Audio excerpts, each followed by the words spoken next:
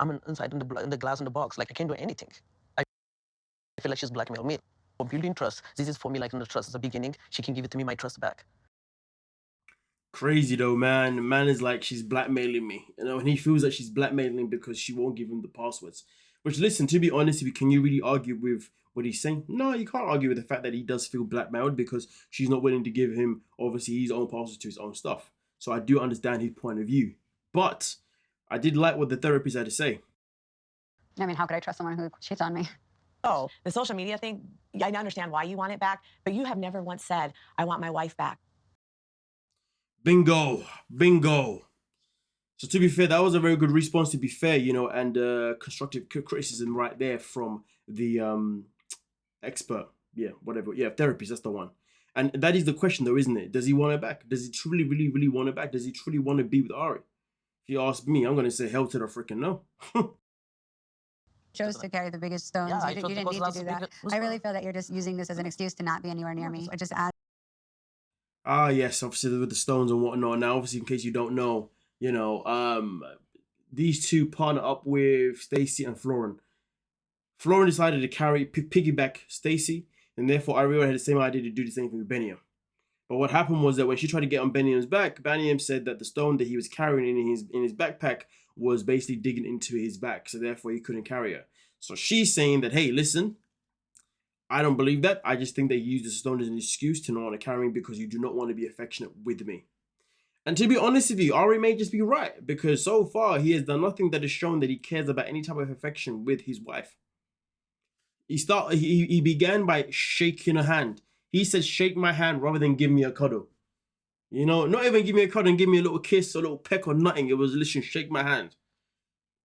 To be honest with you, I don't know how Ariela isn't embarrassed at the fact that she has to keep, you know, begging this man to show her signs of affection. It's wild to me.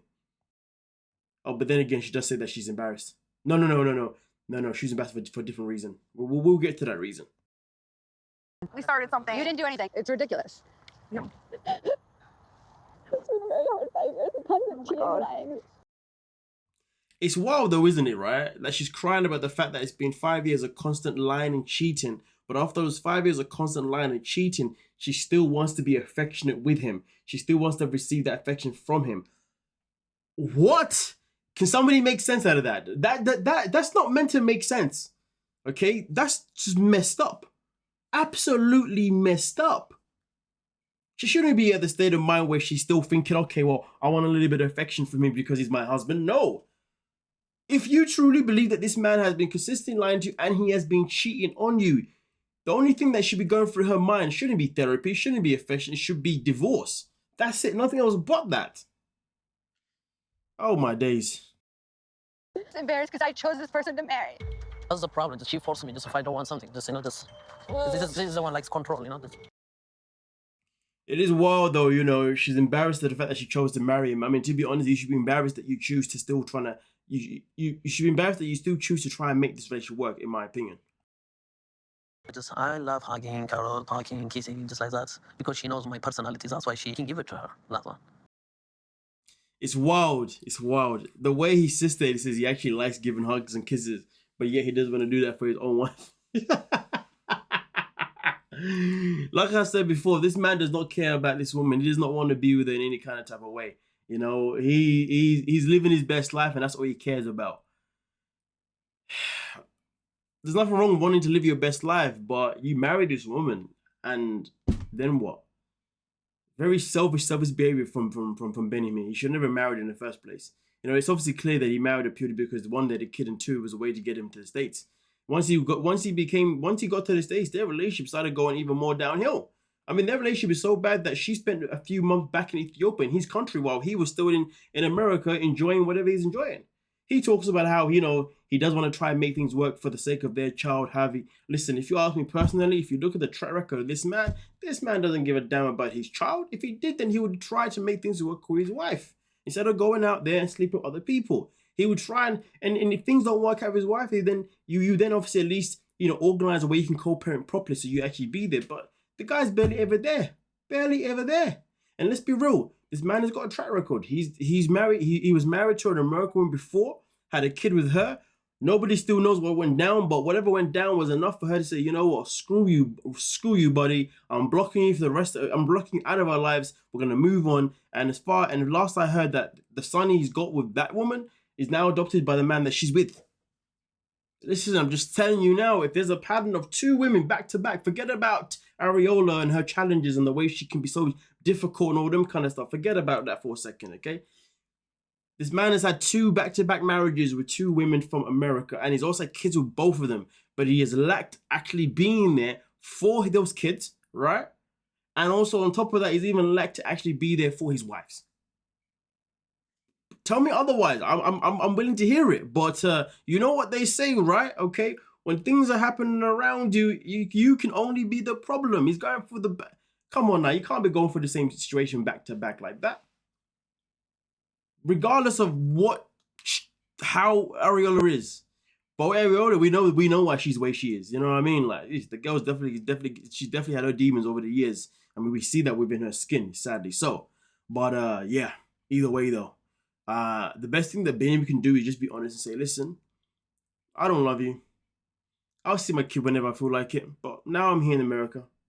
I'm just gonna try and live out any dream that I have possible. That's it. For me, it's very hard. Like, if my brain hurts, if he doesn't tell me, I can't. If there's some It's very hard for me to give the affection with my brain and my heart. Bro, let's just be real, man. It was all an act. You can't tell me this man never actually truly loved her or ever wanted to be with her. That's just my opinion. But anyway, I'm just saying, the guy, she went back to Ethiopia, like, legit. Come on now, man. way that you can show affection to me. I feel that I have to continue to carry the rock because I feel that you were not able to show me any kind of affection today. Emotional repair definitely goes along with physical repair. Like, one of my love languages is... You know what the maddest thing is about Ariela? She's unable to really read the room, isn't she? Can she not read this man's facial expressions, his body language?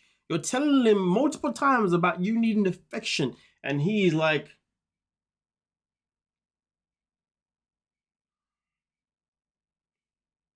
How can you not read that body language? The guy is not interested one bit. He doesn't give a damn about your needs. He's just happy to satisfy his own needs. And then to be fair, she ended up saying one of the dumb... it's not that deep, but... My love languages is touch, sex, and so both... People really need to learn love languages. She said, my love languages are touch and sex. That's hilarious. Sex is not a love language. Touch is, yes. Physical affection, physical touch is a form of a love language, 100%, okay? All right? You got your words of affirmation, your physical touch, your acts of service, you got your receiving gifts, and then you got quality time. 5 of those.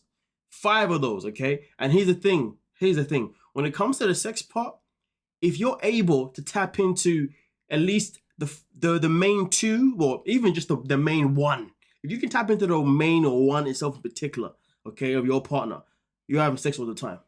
Women we're not all women, but some women, okay, right? All right? Will only feel aroused to really want to get intimate properly and really get that down there, slipping and sliding, right? If you're really gonna touch on that love language that is key to them, okay?